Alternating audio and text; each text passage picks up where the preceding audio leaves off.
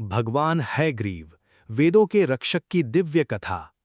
प्राचीन काल की बात है, जब सृष्टि का प्रारंभ हुआ ही था। उस समय सृष्टि के रचयिता ब्रह्मा के पास चारों वेद सुरक्षित थे।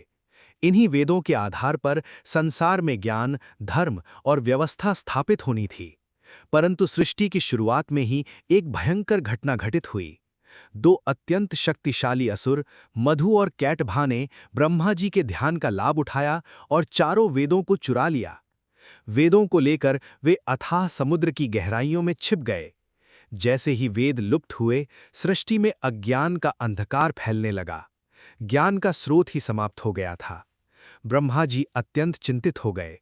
तब उन्होंने सृष्टि के पालनकर्ता भगवान विष्णु का ध्यान किया। उन्होंने प्रार्थना की, नमो वेद निधये तुभ्यम, नमो ज्ञान प्रदायिने, वेदानुद्धर देवेश, लोकानाम हित काम्यया। हिंदी अर्थ, हे देवों के देव, आपको नमस्कार है। आप ही वेदों के भंडार और ज्ञान देने वाले हैं।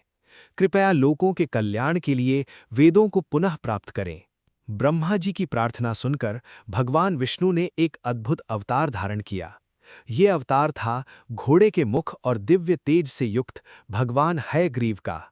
उनका स्वरूप अत्यंत अद्भुत था। मानव शरीर, घोड़े का मुख और ऐसा तेज जो मानो 1000 सूर्यों के समान चमक रहा हो। शास्त्रों में उनके स्वरूप का वर्णन इस प्रकार मिलता है, ज्ञानानंदमयम देवम निर्मलस्फटिकाकृतिम आधारम सर्वविद्यानाम हयग्रीवमुपास्महे। हिंदी अर्थ, हम भगवान हयग्रीव की उपासना करते हैं, जो ज्ञान और आनंद के स्वरूप हैं, जो निर्मल स्फटिक के समान उज्ज्वल हैं और जो समस्त विद्या के आधार हैं।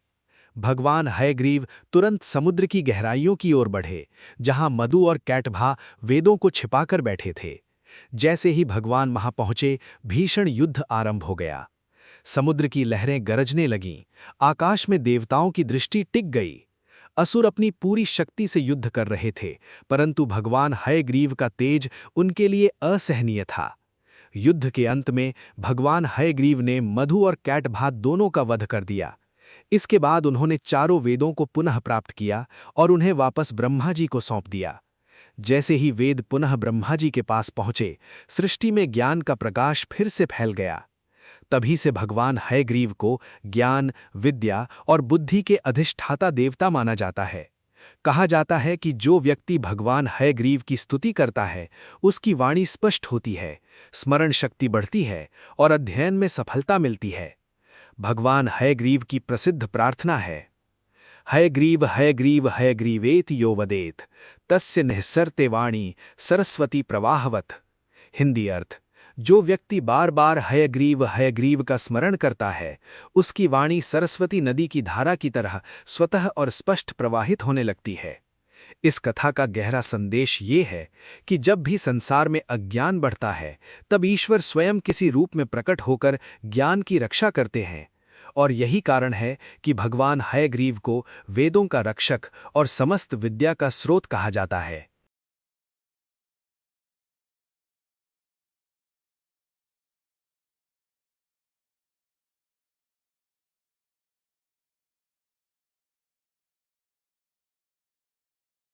ज्ञानानंदमयम देवम निर्मल स्फटिकाकृतिम आधारम सर्वविद्यानां हयग्रीवमुपास्महे। स्वतः सिद्धम सुधा सध्रीचिभिर्द्वितीयवदात त्रिभुवनम अनन्तैत्रय्यन्तैरनुविहितहेषा हलहलम हताशेषावध्यम हयवदनमीडे महीमः। समाहारः साम्नां प्रतिपदं ऋचां धाम यजुषां लयः प्रत्याहाराणां लहरी वितति बोधजलधे। कथादर्पक शुभ्यत कटक कुलाहल भवम हयग्रीवं वंदे भवभयहरं भावनिधिम। प्राची संध्या काचिदंतर निशाया प्रज्ञादृष्टे रंजन श्रीरपूर्वा वक्त्रम लक्ष्म्यः भाति मे वाजि वक्त्रम वेधस्तस्माद् वाचामाकर्षतेव। विशुद्ध विज्ञान घन स्वरूपम विज्ञान विश्राणन बद्ध दीक्षम दयानिधिम देहभृतां शरण्यम देवम हयग्रीवम अहम प्रपद्ये। अपौरुषेयैरपि वाक् प्रपंचैः अद्यापिते भूतेमदृष्टपारां स्तुवन्नहं मुग्ध इति त्वयैव कारुण्यतो नाथ कटाक्षणीयः। दाक्षिणीय रम्या गिरीशस्य मूर्ति देवी सरोजासन धर्मपत्नी व्यासादयोरपि व्यपदेश्य वाचः स्फुरन्ति सर्वे तव शक्तिलेशैः। मंदो अभविष्यन नियतम विरिंचु वाचाम निधेह वंचित भागधेयः दैत्यापनीतान दयैव भूयो अपि अध्यापयिष्यन् निगमान्न चेतत्वम् वितर्कडोलां व्यवधूय सत्त्वे बृहस्पतिं वर्तयसि स्म यत्र तेनैव देवत्रिदशाधीश्वराणाम् अस्पृष्टडोलायितामाधिराज्यम् अगाधविद्या जलधौ निमग्नान् लोकानुदञ्चत् करुणाकटाक्षैः उद्धर्तुमेव प्रभवो असिनाथ हयग्रीवत्वं हि जगत्प्रदीपः वागर्थसिद्धेः पथि मे प्रसन्नः वागीश्वरत्वं दिशतु प्रभो त्वं वाचः प्रवाहान् सरसीरवित्वं संसारदावानल शान्तिहेतुः ज्ञानप्रदीपप्रभया विभान्तं देवं हयग्रीवम् अहं नमामि यस्य प्रसादात् सकलः कवित्वा वाचः प्रवाहाः स्फुटतां प्रयान्ति वागेश वक्त्रादुदिता सरस्वती धारावतारैर्विहरन्ति लोके तां प्रेरयन्तं हृदि भावयामि देवं हयग्रीवम् अनन्तवीर्यम् यस्य स्मरणात् वाचः सुधामयीः स्युः विद्याः प्रसन्नः सकलाः भवन्ति तं वाजिवक्त्रं शरणं प्रपद्ये ज्ञानप्रदं देवम् अनन्तरूपम् हयग्रीव हयग्रीव हयग्रीव इति यो वदेत् तस्य निस्सरति वाणी सरस्वती प्रवाहवत्।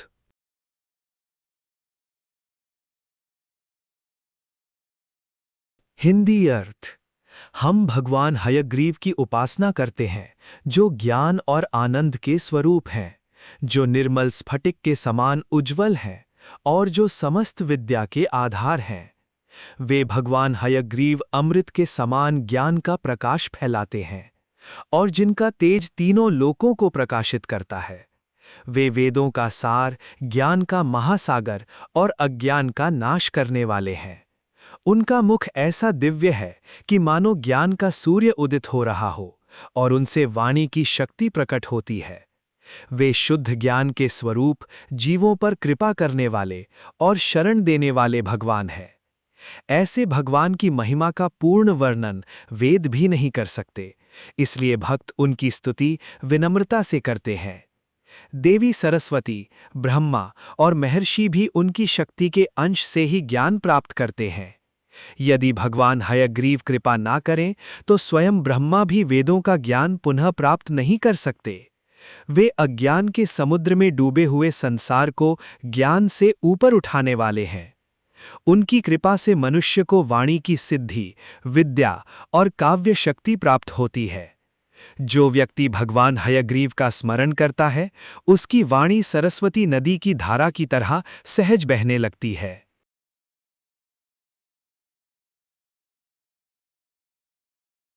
उपाय। स्तोत्र।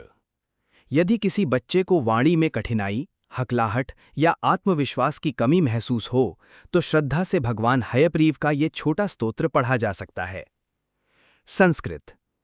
ज्ञानानंदमयं देवं निर्मलस्फटिकाकृतिम् आधारं सर्वविद्यानां हयग्रीवम् उपास्महे।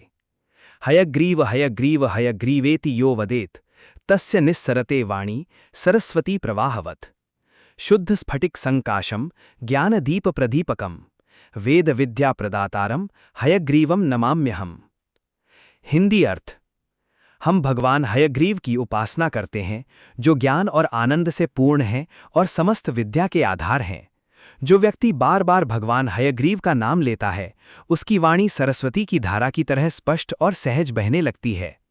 मैं उन भगवान हयग्रीव को प्रणाम करता हूँ, जो ज्ञान का दीप प्रज्वलित करने वाले और सभी विद्याओं के दाता हैं। जब किसी बच्चे को वाणी में कठिनाई होती है, चाहे वो हकलाहट हो, शब्दों का अटकना हो या बोलते समय झिझक हो, तो प्रारंभ में अधिकांश बच्चे इसे सहजता से स्वीकार नहीं करते। वे भीतर ही भीतर संकोच महसूस करते हैं और कई बार बोलने से भी बचने लगते हैं। ऐसे समय में माता-पिता और दादा-दादी की भूमिका अत्यंत महत्वपूर्ण हो जाती है, क्योंकि बच्चे के जीवन के पहले गुरु वही होते हैं। उनका कर्तव्य केवल शिक्षा देना ही नहीं, बल्कि बच्चे के मन में विश्वास और धैर्य जगाना भी होता है। उन्हें प्रेम से समझाना चाहिए कि जीवन में कुछ चुनौतियां ऐसी होती हैं जिन्हें तुरंत बदला नहीं जा सकता। कई बार ये हमारे पूर्व कर्मों या प्रकृति की व्यवस्था का भाग होता है। और एक बात सदैव स्मरण रखनी चाहिए, यदि सृष्टि के रचयिता स्वयं किसी व्यवस्था को तुरंत ना बदलें, तो फिर मनुष्य उसे अपने बल से कैसे बदल सकता है। इसलिए निराश होने के बजाय हमें धैर्य, प्रेम, अभ्यास और ईश्वर की शरण का सहारा लेना चाहिए। ऐसे समय में भगवान हयग्रीव की शरण लेना एक सुंदर और सकारात्मक मार्ग माना गया है। वे ज्ञान, बुद्धि और वाणी के अधिष्ठाता माने जाते हैं। माता पिता बच्चे को धीरे धीरे समझा सकते हैं कि प्रतिदिन श्रद्धा और भक्ति के साथ भगवान हयग्रीव का स्मरण करें। यदि बच्चा छोटा है या स्वयं श्लोक नहीं बोल पाता, तो माता पिता या दादा दादी उसकी ओर से प्रार्थना कर सकते हैं। महत्वपूर्ण बात यह है कि प्रार्थना केवल शब्दों का उच्चारण नहीं, बल्कि हृदय की पूर्ण श्रद्धा और निरंतरता का नाम है। इसे एक दिन या कुछ दिनों के लिए नहीं, बल्कि धैर्यपूर्वक निरंतर करते रहना चाहिए। धीरे धीरे जब बच्चा अपने घर के वातावरण में ये भक्ति, ये विश्वास और ये नियमित अभ्यास देखता है, तो उसके मन में भी साहस जागने लगता है। वो समझने लगता है कि वो अकेला नहीं है। उसके साथ उसके माता पिता का प्रेम, उसके बड़ों का आशीर्वाद और भगवान की कृपा है। और जब मन में ये विश्वास जागता है, तब वही बच्चा जो कभी शब्द बोलने से डरता था, धीरे धीरे आत्मविश्वास के साथ बोलना सीखने लगता है। इसलिए याद रखने योग्य बात यह है कि समस्या से भागना नहीं, बल्कि धैर्य, प्रेम, अभ्यास और ईश्वर की शरण के साथ उसका सामना करना ही सच्चा उपाय है। जब प्रार्थना सच्चे मन से और निरंतर की जाती है, तो वो केवल वाणी को ही नहीं, बल्कि पूरे मन और जीवन को भी शक्ति प्रदान करती है।